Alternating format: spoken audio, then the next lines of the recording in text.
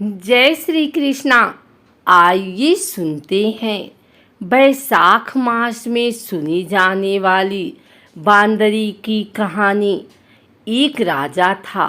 वह बैसाख माह में प्रतिदिन ब्रह्म मुहूर्त में उठकर गंगा जी में स्नान करता था। राजा का आदेश था कि मुझसे पहले गंगा जी में कोई भी स्नान नहीं करेगा। राजा जब गंगा जी में स्नान करने जाते तो उन्हें प्रतिदिन शांत जल के स्थान पर हिलता हुआ हलचल युक्त जल दिखाई देता था। तो राजा को संदेह होता था कि निश्चय ही मुझसे पहले कोई प्रतिदिन गंगा जी में स्नान करता है। अतः राजा ने नदी के तट पर पहरेदार बिठा दिए। गंगा जी के तट पर एक वृक्ष था। उस पर एक बंदरिया रहती थी। वह प्रतिदिन राजा के स्नान करने से पूर्व स्नान करके वृक्ष पर चढ़कर बैठ जाती थी। इस प्रकार होते होते पूरा बैसाख माह व्यतीत हो गया, किंतु अंतिम दिन राजा के सिपाही ने देख लिया और उस बंदरिया को पकड़कर राजा के पास ले गए और कहा कि यह बंदरिया आपसे पूर्व प्रतिदिन गंगा जी में स्नान करती है। उधर राजा की प्रतिज्ञा थी कि यदि कोई भी स्त्री मुझसे पूर्व स्नान करती होगी तो मैं उससे विवाह कर लूँगा। इसलिए राजा को बांदरी के साथ विवाह करना ही पड़ा। बैसाख स्नान के पुण्य से बांदरी के गर्भ ठहर गया। 9 मास पूर्ण होने पर बांदरी ने राजा से पूछा कि शिशु जन्म के समय मुझे क्या करना चाहिए।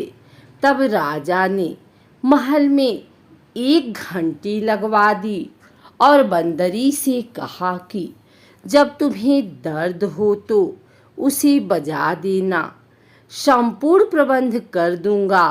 राजा की अन्य रानियां भी थी, उनकी कोई संतान नहीं थी। बांदरी को गर्भ है, यह समाचार जानकर अन्य रानियां मन ही मन बांदरी से ईर्ष्या करने लगी और भावी संतान का नाश करने हेतु विभिन्न योजनाएं बनाने लगी। घंटी लगी देखकर एक रानी ने बांदरी से इसका कारण पूछा।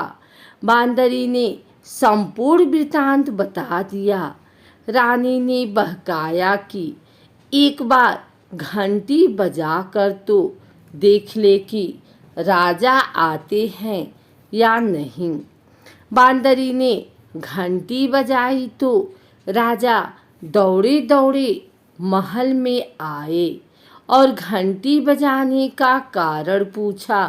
इस पर बांदरी ने उत्तर दिया कि मैंने तो रानियों के कहने पर घंटी बजाई थी। तब रानियों ने राजा से कहा कि यह तो पशु और न जाने कितनी बार घंटी बजाएगी।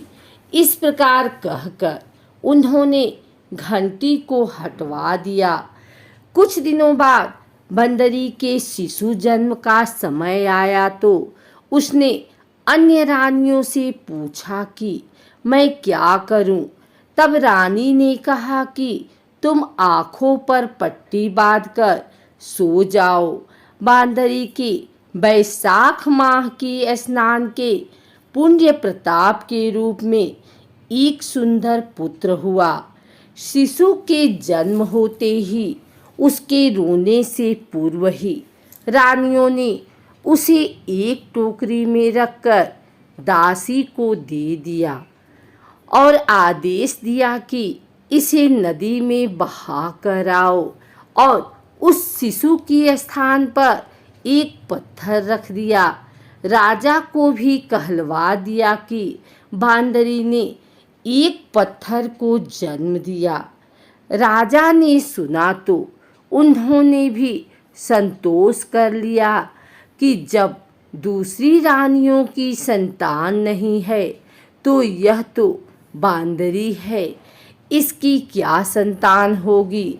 उधर दासी ने उस सुंदर शिशु को नदी में न बहाकर कुम्हार के खड्डड़ में रख दिया।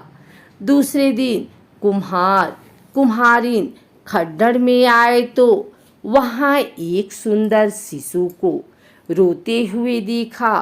कुम्हार कुम्हारिन भी निसंतान थे। उन्होंने उस शिशु को अपने लिए भेजी गई भगवान की भेंट माना और बड़े प्रेम से शिशु का पालन पोषण करने लगे। कुछ बड़ा होने पर बालक को यह ज्ञात हुआ कि वह रानी बांदरी का पुत्र है, जिसको रानियों ने मरवाना चाहा था। एक दिन वह बालक कुम्हार के बनाए हुए मिट्टी के हाथी घोड़े लेकर पनघट पर जा बैठा और दासियों को देखकर कहने लगा कि आओ रे मेरे मिट्टी के हाथी घोड़े, पानी पियो। जब दासियों ने यह बात सुनी तो वह हंसने लगी और बोली, अरे मूर्ख, कभी मिट्टी के हाथी घोड़े भी पानी पीते हैं क्या? इस पर उस बालक ने कहा कि कभी बंदरी के भी पत्थर जन्म लेता है क्या? उस बालक की यह बात दासियों ने जाकर महल में कही। तब रानियों ने दूसरे दिन विष मिलाकर लड्डू भेज दिए। ईश्वर की कृपा से लड्डू गोद और बादाम के हो गए और उन लड्डू को खाने से उस लड़के की मृत्यु नहीं हुई। यह समाचार दासी ने रानी को कहा और रानी ने राजा से कहकर कुम्हार को देश निकलवा दिया। कुम्हार वन में रहने लगा। तत्पश्चात अगले वर्ष चित्र माह में माता गणगौर के पूजन का दिन आया तो वह बंदरी का पुत्र 108 करवे और 108 गोली लेकर तथा घड़े में पानी भरकर बगीचे के बाहर बैठ गया। उधर राजा की और साहूकार की पुत्रियां गणगौर बनाने के लिए मिट्टी लेने के लिए आई तथा बगीचों में खेलने और झूलने लगी। इस कारण कुछ समय बाद उन्हें प्यास लगी। तब उन्होंने उस बांदरी के पुत्र से जल पिलाने के लिए कहा तो उस बालक ने उत्तर दिया कि मेरे पास एक गोली है, उसे खाते जाओ और मेरी चारों ओर फेरे लगाती जाओ, तब मैं तुम्हें जल पिलाऊंगा। इस पर पहले तो कन्याओं ने मना किया, किंतु प्यास तीव्र होने के कारण मान गए। इस प्रकार गोली खाने और उस युवक के साथ फेरे लेने से वह गर्भवती हो गई। बाद में जब उनके माता पिता को यह ज्ञात हुआ तो वह सभी कुम्हार के पास आए और संपूर्ण वृतांत सुनाया तथा कहा कि तेरे पुत्र ने हमारी कन्याओं से विवाह किया है, अब तुम्हें इन्हें अपने पास रखना होगा। तब कुमार ने निर्धन होने के कारण असमर्थता व्यक्त की। 2 कन्याओं के माता पिता ने बहुत सारा धन देकर अपनी कन्याओं को कुम्हार के घर विदा किया और कुम्हार के घर 108 बहुएं आ गई और कालांतर में उनके 108 ही पोते हो गए। समस्त नगरी को भोजन हेतु कुम्हार ने निमंत्रण दिया और राजा को भी बुलवा दिया। राजा के यहाँ से रानी बंदरी के अतिरिक्त सब भोजन हेतु पधारे।